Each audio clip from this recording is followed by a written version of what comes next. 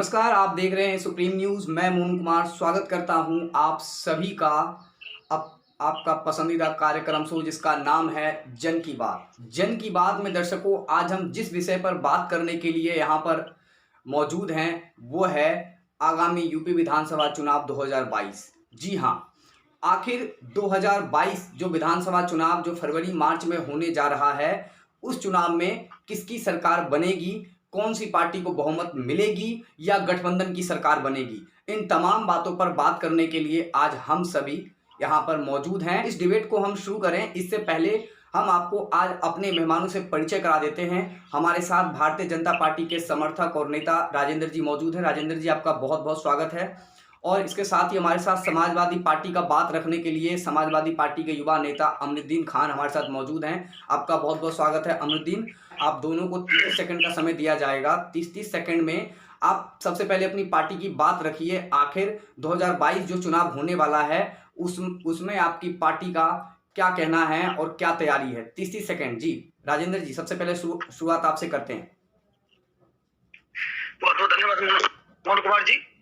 मैं अपनी तरफ से सिर्फ इतना ही कहना चाहता हूँ कि हमारे योगी जो आदित्यनाथ योगी जी हैं बहुत अच्छी तरीके से काम कर रहे हैं और अपनी बात को और अपने मुद्दे को हमेशा कायम रखते हैं और सबके साथ सब जैसा बैलेंस लेके चलते हैं। कोई छोटा नहीं, कोई बड़ा नहीं। जातिवाद का तो नाम दूर दूर तक नहीं है इसके अंदर, आपने भी देखा होगा। और फिर दूसरी बात यह है कि जब जनता को हर चीज मिल रही है, किसी और की जरूरत है ही नहीं है। वो पीछे बहुत देख देख के झुक चुकी है, अब इससे ज्यादा कोई उम्मीद कर भी नहीं सकता है। हमारी पार्टी हमेशा आगे रहेगी और 2022 में फिर से योगी सरकार बनेगी। ठीक है राजेंद्र जी। अमरुद्दीन जी, आपका क्या कहना है? जैसे कि हमारी जो हमारे समाजवादी पार्टी के राष्ट्रीय अध्यक्ष पूर्व चीफ मिनिस्टर हमारे उत्तर अखिलेश यादव जी, हम इनकी तरह बात तो करेंगे नहीं कि हमने वो किया वो किया वो किया। कहना चाहते हैं कि हमारा जो काम है 2012 से लेकर वो मेट्रो हो, वो चाहे एक्सप्रेसवे हो, वो चाहे मॉडलिंग पुलिस फोर्स हो, हमारे काम को ही नाम बदल के ये नाम अपना काम बता देते हैं, हमारे काम को इनॉग्रेशन कर देते हैं, फिर उन्हीं का ये अपने सरकार बताते हैं कि हम सबका काम करते हैं। अब ये कैसे कह सकते ऐसा करते हैं? अभी तो 2022 में जनता हमारी बताए कि किसकी सरकार और कौन मजबूत नेता, कौन मजबूत चीफ मिनिस्टर, वो अखिलेश यादव को देखना चाहती है। और ये हर चीज जिसके साथ जो बेरोजगारी, जो महंगाई, सब कुछ, सबसे बड़ा मुद्दा जो महंगाई का चल रहा है, जो 100 रुपए लीटर पेट्रोल डीजल मिल रहा है, हमारा पड़ोसी देश उससे अच्छा, उससे सस्ता दे रहा है। इसके ऊपर क्या कहना चाहेंगे? बाकी 2022 में सरकार और हमारी जो पब्लिक है, हमारे जो वोटर है, जरूर बताएंगे इन लोगों को। ठीक है, ठीक है, आप लोगों ने अपनी अपनी बात रखी। सबसे पहला प्रश्न मेरा होगा बीजेपी, क्योंकि बीजेपी वहाँ पे अभी रूलिंग पार्टी है और इनके भी सरकार है, तो सबसे पहला प्रश्न मेरा इन्हीं से होगा। आप ये बताइए 2022 में आखिर मुद्दा क्या है? आपकी पार्टी किस मुद्दे पे चुनाव मैदान में आ रही है? राजेंद्र जी, हमारा मुद्दा क्या है? हमारा तो विकास का मुद्दा है, सिर्फ इससे ज्यादा वो क्या हो सकता है? हम तो साफ कह के चल रहे हैं इसमें। आप देखते जाइए, जैसे हमारे बड़े भाई बोल रहे थे कि सारे उद्घाटन हमने किए तो सिर्फ फीता काटने के लिए पहुंचे। अच्छी बात है, तो इन्होंने जो कुछ किया, लेकिन ऐसा नहीं है कि सब कुछ इन्होंने नहीं कर दिया था। आज शांति बनी हुई है उत्तर प्रदेश के अंदर, सारे लोग खुश है, एयरपोर्ट आ रहा है, फिल्म इंडस्ट्री आ रही है, बड़े बड़े उद्योग आ रहे हैं। और क्या चाहिए? और आने वाले टाइम में लोग जो बाहर जा रहे थे यूपी और बिहार छोड़ के नहीं और राज्यों में, वैसे दिन तो आने वाले नहीं है। महंगाई मुद्दा नहीं है राजेंद्र जी, मैं आपको बता दूं, क्योंकि अभी आपके पार्टी के जो यूपी के अध्यक्ष हैं स्वतंत्र देव सिंह जी, उन्होंने एक चैनल से बातचीत में कहा, जब उनसे चैनल के जो रिपोर्टर हैं उन्होंने पूछा कि उत्तर प्रदेश में महंगाई मुद्दा है या नहीं है, वो कहते हैं कि नहीं, उत्तर प्रदेश में महंगाई मुद्दा नहीं है। अगर उत्तर प्रदेश में तो ठीक है, महंगाई है ही नहीं। ठीक है। अमरुद्दीन जी, एक मिनट, मैं अगर महंगाई मुद्दा नहीं है तो आप मुझे बताइए, सरसों का तेल लगभग 200 रुपए प्रति लीटर कैसे मिल रहा है? डीजल पेट्रोल 100 रुपए पार कैसे मिल रहा है? दाल, अरहर का दाल अगस्त 2020 में 90 रुपए था और अगस्त 2021 में 105 रुपए है। उसके बाद आपका जो वनस्पति तेल अगस्त 2020 में 87 रुपए था और इस समय 135 रुपए है।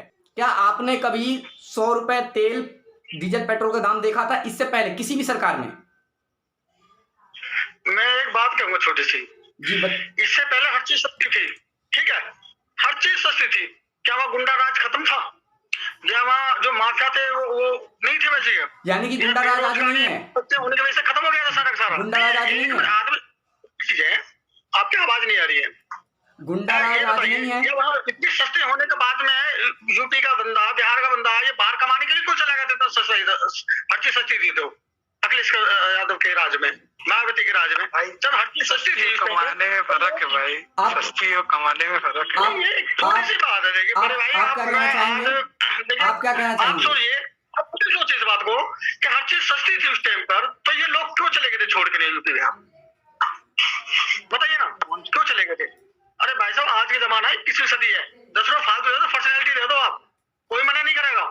और जितनी पर्सनैलिटी आज योगी सरकार ने दी है ना, सब किसी राज्य में भी नहीं मिली है। ठीक है, ठीक है, इसके ऊपर समाजवादी पार्टी का बयान एक बार ले लेते हैं जी। अमरुद्दीन, आप क्या कहना चाहेंगे? इस बार समाजवादी पार्टी किन मुद्दों के साथ मैदान में आ रही है? क्योंकि बीजेपी कह रही है महंगाई वहाँ है ही नहीं है। बीजेपी तो झूठ बोलने का काम करती है, बीजेपी का कोई काम ही और नहीं है। बीजेपी का काम है सिर्फ मसलक को इधर, इधर का उधर, उधर का इधर।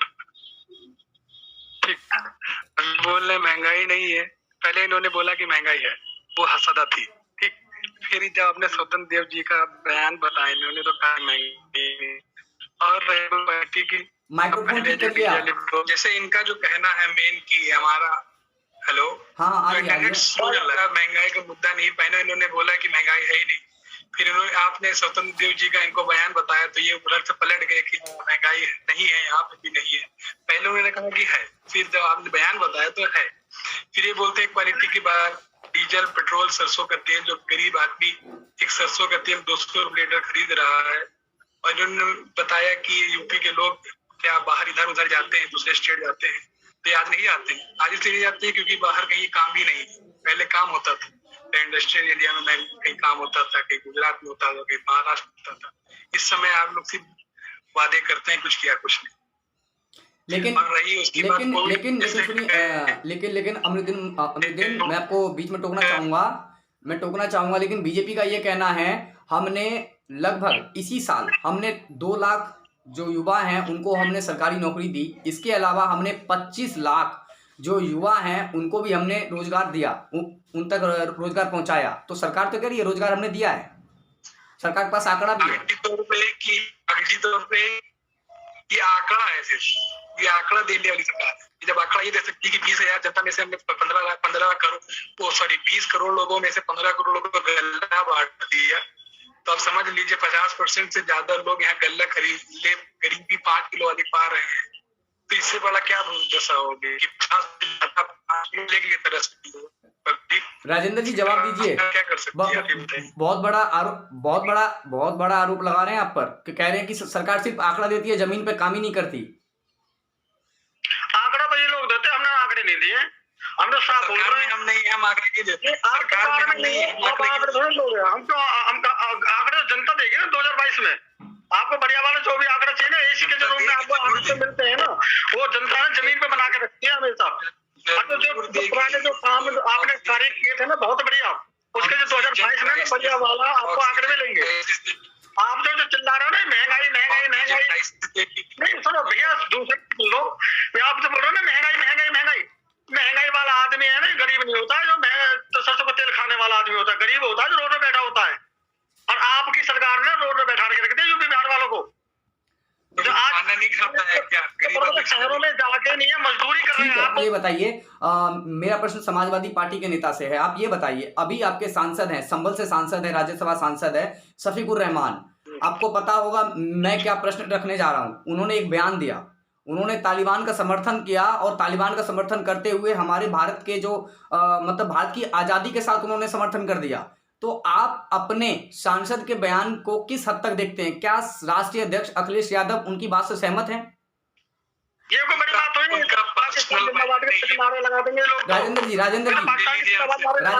राजेंद्र जी जवाब दे रहे हैं वो, राजेंद्र जी रुकिए, जवाब दे रहे हैं। हाँ, ये अमरुद्दीन भाई आप बताइए, आप क्या कहना चाहेंगे? हम ये और ये खाएंगे और गुनगाएंगे पाकिस्तान का। राजेंद्र जी बीच में, राजेंद्र जी ऐसे में फिर डिबेट होगी नहीं ना फिर।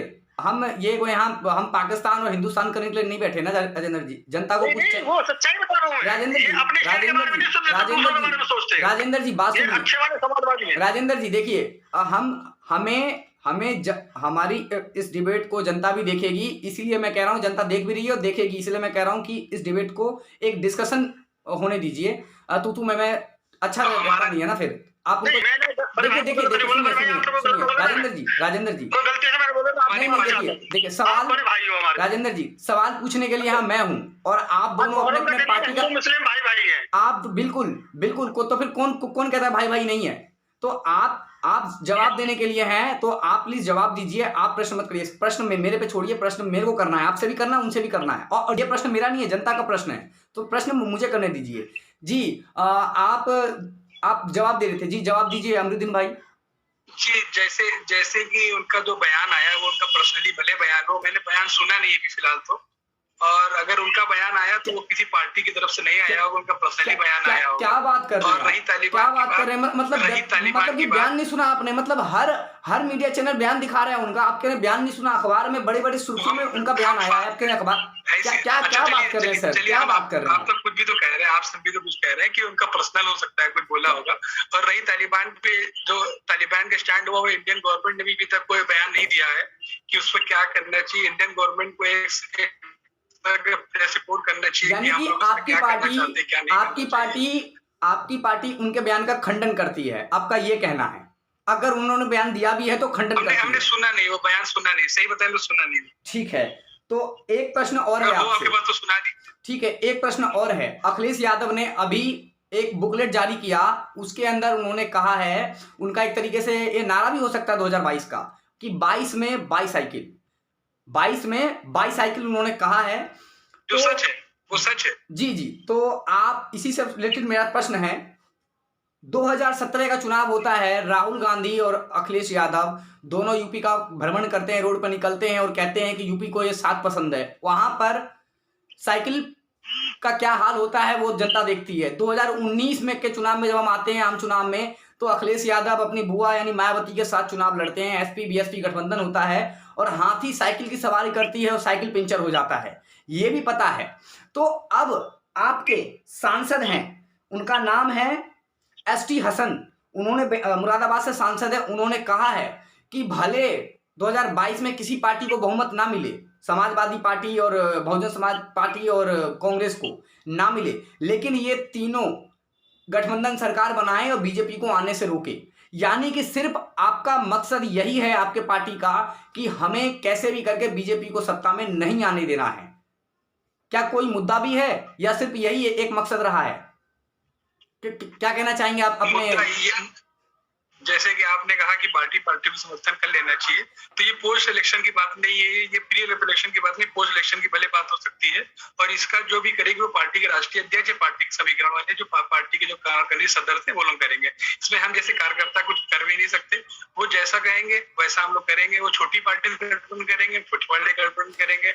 हम लोग समाजवादी पार्टी के सिपाही, जनता तो भ्रम में है ना सर, जो राजा है, जो जनता तो भ्रम में है, जो कहेंगे जैसा हो। जनता तो भ्रम में है ना, जनता को कंफ्यूज किस लिए कर रखे हैं? बता दीजिए आप लोग। साथ जब भविष्य में आने वाले हैं तो पहले आ जाइए, सब तीनों समाजवादी कांग्रेस बीएसपी साथ आ जाइए तीनों।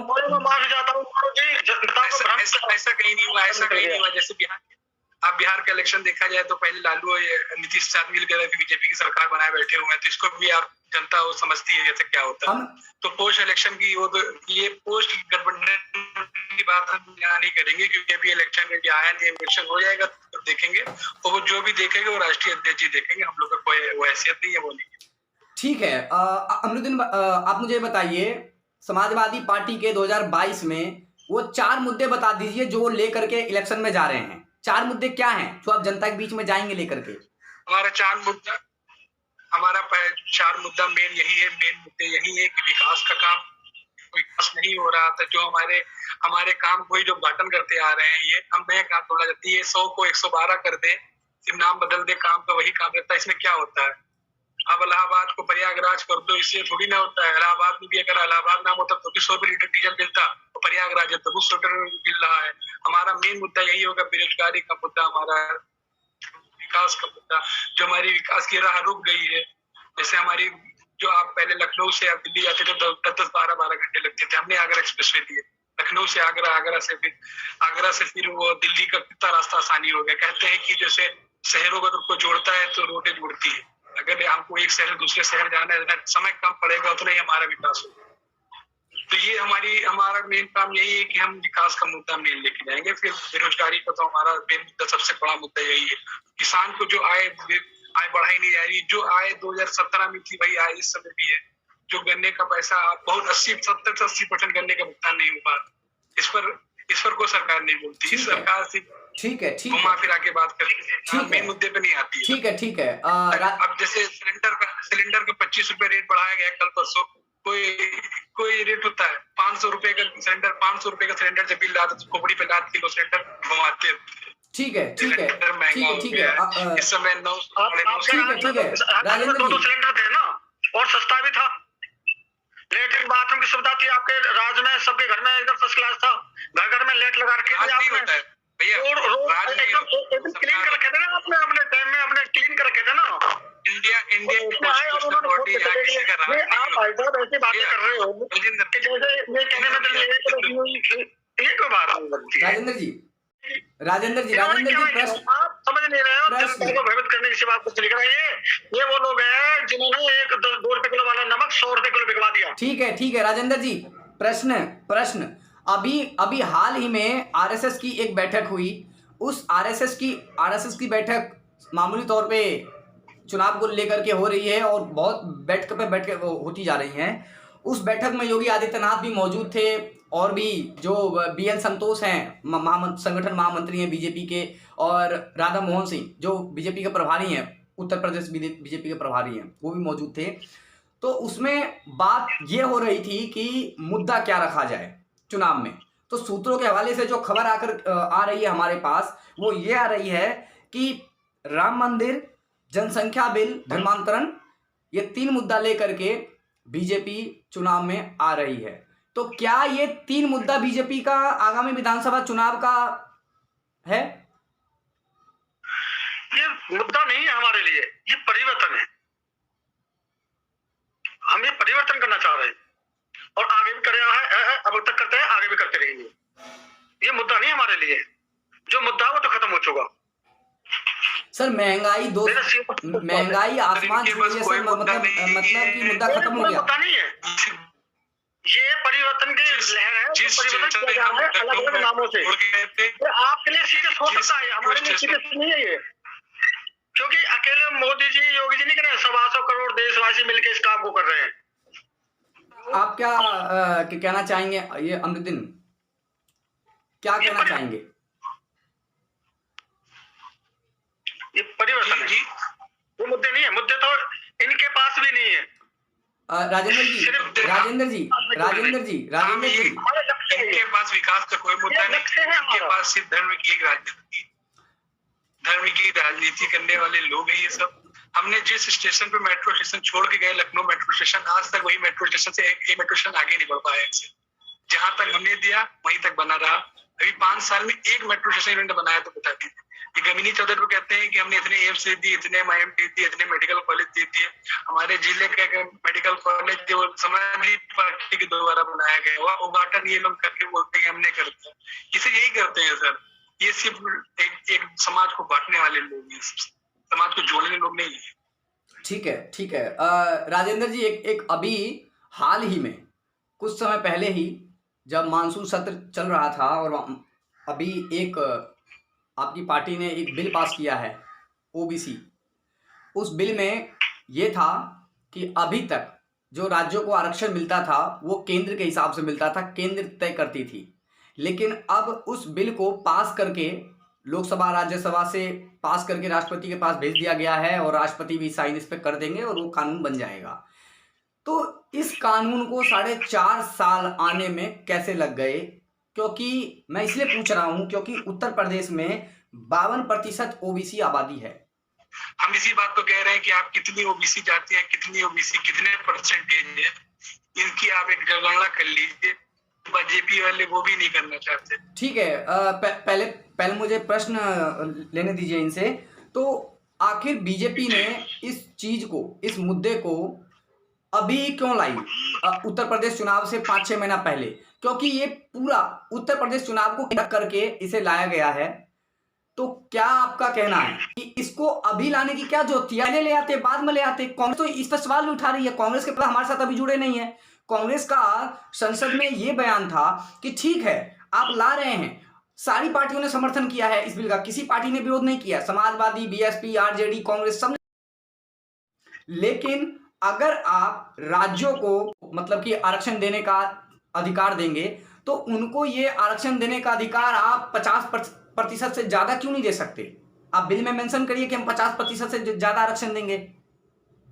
क्या कहना है आपका? देखिए मोहन, मैं आपकी बात को समझ गया। कांग्रेस ने हमेशा क्या करा है, अभी नारा था ना इनका, मंदिर वहीं बनाएंगे, तारीख नहीं बताएंगे। अब तारीख बता दिए तो तारीख क्यों बता दी है? सर मेरा प्रश्न क्या है, आप घूम फिर के मंदिर पे आ जाते हैं। सर और आ गया तो आपने ऐसे क्यों कर दिया है, और ये पास हो गया तो आपने पास क्यों करा दिया है?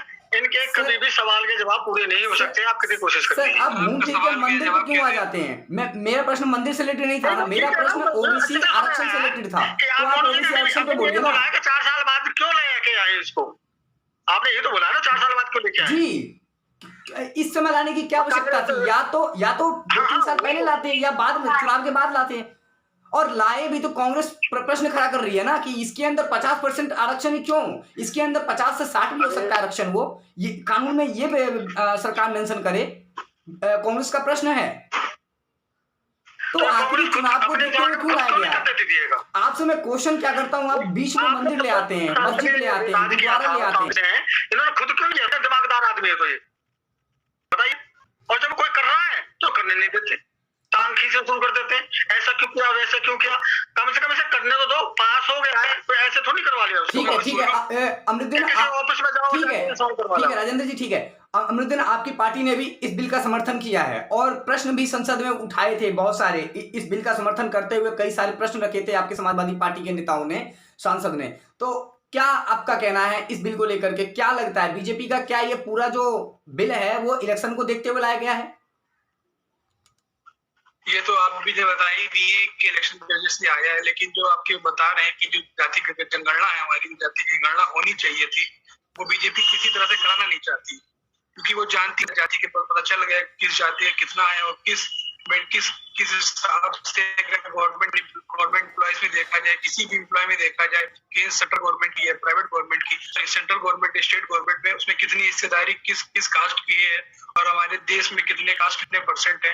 हम लोग वही 52% कम से कम 50-60 साल पुरानी वाली 52% की बात कर रहे हैं। इस समय क्या हो रहा है उसकी जनगणना करानी चाहिए कि नहीं, ये सवाल है। हमारे अखिलेश यादव जी मेरा सवाल लोकसभा बोला कि हमको जाति जनगणना कराना है, तो ये बीजेपी वाले विरोध करने लगे, सुनते नहीं ये बात किसी की। हम लोग चाहते हैं ना आप कराइए, किस पार्टी से किस जात से कितने लोग हैं, ये तो चाहते हैं।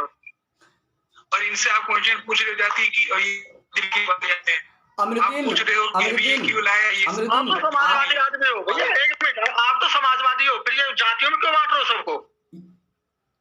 आप तो समाजवादी हो, जवाब दीजिए अमृतुद्दीन, जवाब दीजिए। आप तो समाजवादी हो ना, जानना चाहते हैं समाजवादी हो ना, आप तो सबको एक साथ लेके चले, क्यों नहीं लेके चल रहे हो? आप क्या जरूरत पड़ गई उसकी जनगणना करवाओ इसको? हमने कुछ ये कहा कितनी राजेंद्र जी बोलने तो दीजिए, राजेंद्र जी बोलने तो दीजिए उनको। अरे राजेंद्र जी बोलने तो दीजिए, पहले वो जवाब दे रहे हैं, आप बोलने दे नहीं रहे हैं। बोलने भी नहीं दे रहे। हाँ आप उनको बोलने दीजिए, वो बोलते रहे, बोलने तो दीजिए एक बार। हाँ जी बोलिए, जवाब दीजिए, जो बीजेपी ने प्रश्न खड़ा किया है आप जवाब दीजिए।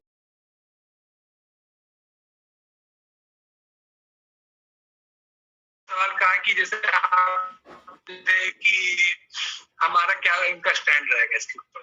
हम जाति बांट नहीं रहे, हम जाति की जनगणना जानना चाहते हैं कि कौन कितने कैसे क्या हो रहा है, कितने परसेंट कहाँ है, कितने परसेंट कहाँ है, जो कि हक है हमारा। कुछ ऐसे बहुत से कम्युनिटीज है जो अभी तक उठ भी नहीं पाई है। जैसे समाज में तब बराबर होती है जब बराबर मिलता है, आज बराबर क्या हो रहा है, कितने परसेंट, कितने अन्य दल के, कितने भी ओबीसी में कितने परसेंट, 27% के, जैसे अपने 52% की बात की, 27% आरक्षण की बात की, तो देखा जाए 50% गवर्नमेंट के सेंट्रल तरफ से बनाया गया कि आरक्षण मिलना चाहिए, जिसमें से 14% 23% के आसपास आई थिंक SC/ST का आरक्षण है, और बाकी जो 27% आरक्षण है वो OBC का आरक्षण है। हम लोग ये कहते हैं कि जातीय जनगणना हो जाए, कितने परसेंट क्या है, बस इतना ही जानना चाहते हैं, वो भी सरकार कराना नहीं चाहती है बस। आपकी पार्टी का क्या टारगेट है? क्योंकि उत्तर प्रदेश विधानसभा में 403 सीटें हैं, 403 सीटें में से आपकी पार्टी के जो राष्ट्रीय अध्यक्ष हैं अखिलेश यादव, उन्होंने कहा है कि हम 400 सीटें जीतेंगे। तो इतना कॉन्फिडेंस कहां से आ रहा है? समाजवादी पार्टी को इतना कॉन्फिडेंस कहां से आ रहा है? सर महंगाई देख के आ रहा है सर, इतना कॉन्फिडेंस बेरोजगारी देख के आ रहा है, महंगाई देख के आ रहा है, इन लोगों के झूठे चोचले देख के आ रहे हैं, झूठे रिपोर्ट देख के आ रहे हैं, कॉन्फिडेंस आ रहा है।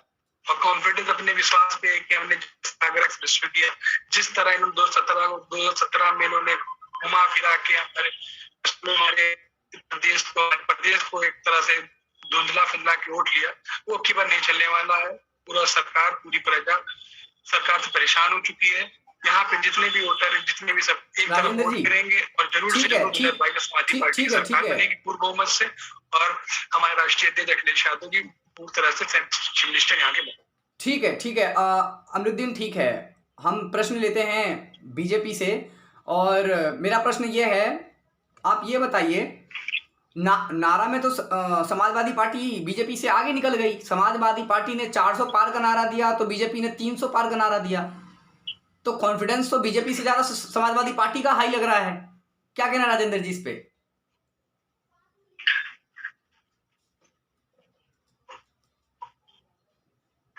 ये कॉन्फिडेंस इनके पास में और कुछ है ही नहीं। मुस्कुरा रहे हैं, क्या बात है? ये मुस्कुराहट के पीछे का राज क्या है? इनके पास इनमें कॉन्फिडेंस है इसमें, और इनके पास में कुछ है ही नहीं।